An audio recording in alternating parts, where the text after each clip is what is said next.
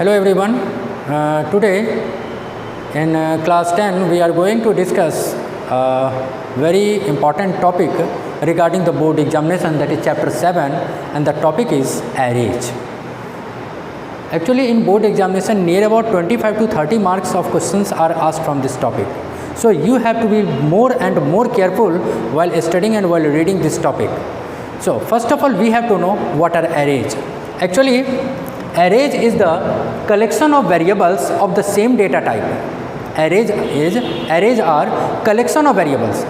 What we have done in the previous classes or in the previous term, we have declared many variables like int, ij, k, lmn, and then we have also declared some float type variables, and in the same program we have also declared character type variables along with some string type variables.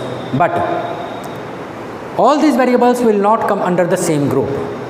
Same type of variables will come in one group, different types of variables will come in second group, and next and so on. We can think about this. But here comes a question that can I, j, k, l, m, suppose we have declared int, I, j, k, l and m 5 variables of integer type. The data types of all these variables are same. Can these 5 variables can be kept in a group? No. We have to generate a different type of group using the array. And how to use these, how to create these groups, how to manipulate these groups, we will discuss in this topic. So first of all, let us define the array. It is the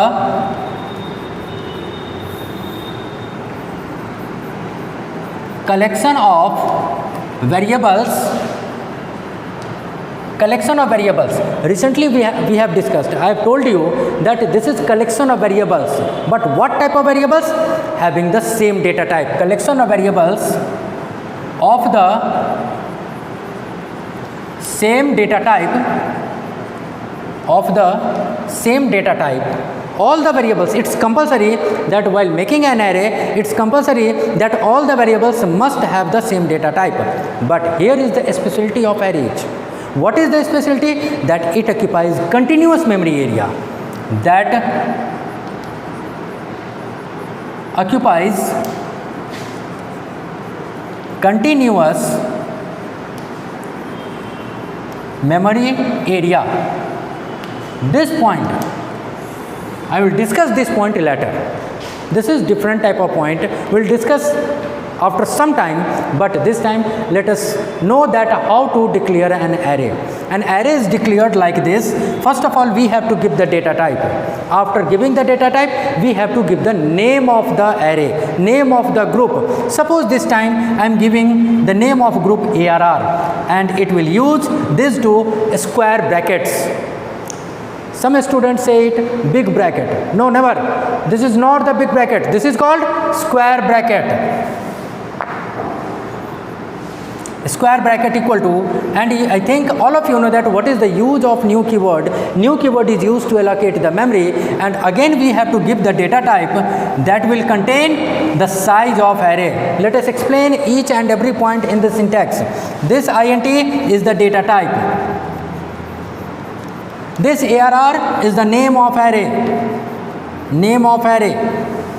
New keyword is used to allocate memory, and this 5 is the size of array. I think all of you know, all of you are familiar about what is data type, name of any identifier like name of variable, class name, function name, all these are the identifiers. The same way here the name of array has been given. I think all of you also know that what is the new keyword. This new keyword has been discussed while creating the object of a class. So that is used to allocate the memory. But this is 5. What is this size of array? What is the meaning of size of array? Size of array means maximum number of elements that the array can contain. What does it mean? Suppose this is a class. We are sitting in a class. The maximum capacity of a class is 60.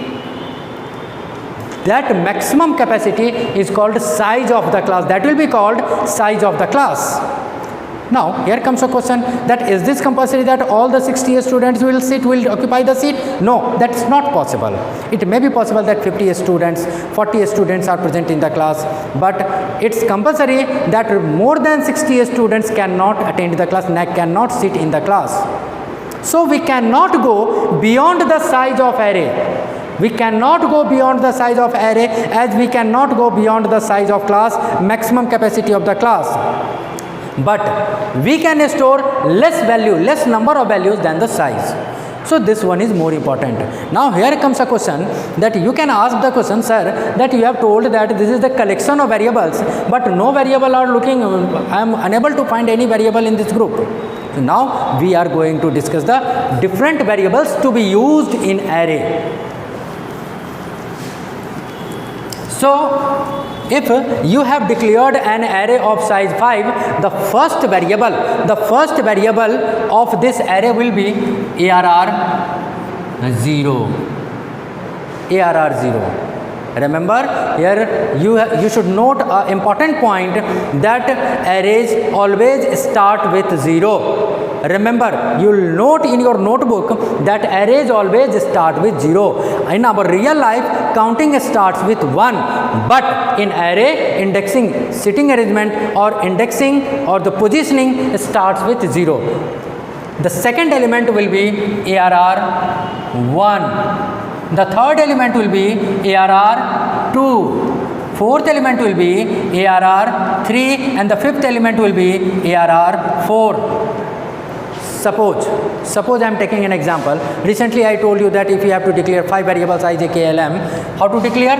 int I, J, K, L and M. These are the 5 variables. Okay. Now if these variables are 5 variables will be grouped, they will look like this. It means you can imagine this ARR 0, you can imagine this ARR 0 as 1. This ARR 1, this is the second variable name, you can imagine this ARR 1 as J, ARR 2 as K, ARR 3 as L and ARR 4 as M. You can imagine like this. You can assume in your mind, you can compare these two for your memory, for your proper understanding. If you think about ARR 0, you just think that this is I. If you think ARR 1, you think that this is J and so on. These are the 5 variables, and group of these 5 variables is ARR. Now suppose if you have to store some value in I, how do you store? I equal to 10, J equal to 20, K equal to 25 and so on. In the same way we can store values in these variables, and suppose if you have to store 10 in ARRJ, we will write ARR 0 equal to 10, ARR 1 equal to 25, 39, 47, whatever you want, 54. 5 variables having 5 values. This part is called declaration of array.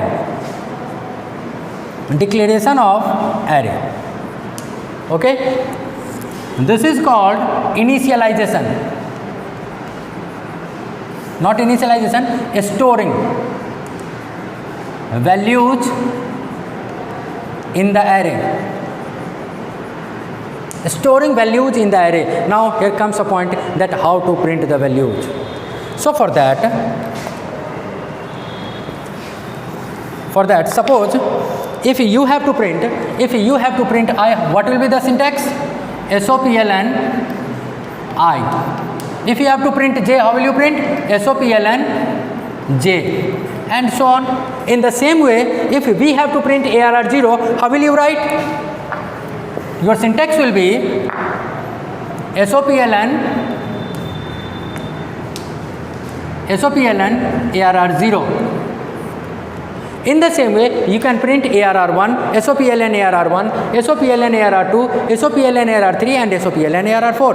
But what you are looking, everything is same, but only the indexing is being changed. Here is ARR 0, ARR 1, ARR 2, ARR 3 and ARR 4. Only indexing is being changed, and to change the indexing, we can apply the loop starting from 0 to less than the size of array. So here I am going to write the syntax to print the array. Apply the loop for int I equal to 0, I less than arr dot length and I plus plus. System dot out dot println will simply write arr I. Just run the loop. First time I equal to 0, I equal to 0. Okay, now we are going to discuss how to run the loop. First time I equal to 0. So here will arr 0, and what are you looking? Arr 0 has 10, so it will print 10. Simple. It will print 10. Increment of I equal to 1. It will check I less than arr dot length. What is the value of arr dot length? You have size 5, so length will be 5. This arr dot length gives size of array. And this time the size of array is 5, so here will be the value 5. 1 less than 5, it's true, so it will come inside and will print arr1, and arr1 has the value 25, so it will print 25. Again I equal to 2, again check the condition, 2 less than 5, it's true, so it will come inside, and arr2 has value 39, so it will print 39, and so on. But here comes a question that, sir, why have you given here less than, why not less than equal to? The question is, starting from 0, the fifth element will be at 4. Starting from 0, 0, 1, 2, 3, 4, the fifth element has 4, and here the value is 5, arr dot length has the value 5, so less than 5 means up to 4. The 5 times your loop will run. So here is less than. When you give here I equal to 1, then it will be less than equal to 5. But if you give 1, then what will be, where will the value arr 0 will go? Because arrays start with 0, so we always have to start I equal to 0. So this is the concept, that how to declare an array, how to assign some values in the array, and how to print the array. Now in the next we will discuss that how to declare and initialize the array at a time. Clear? So this time we will see that how to declare and initialize an array at the same time. Int arr equal to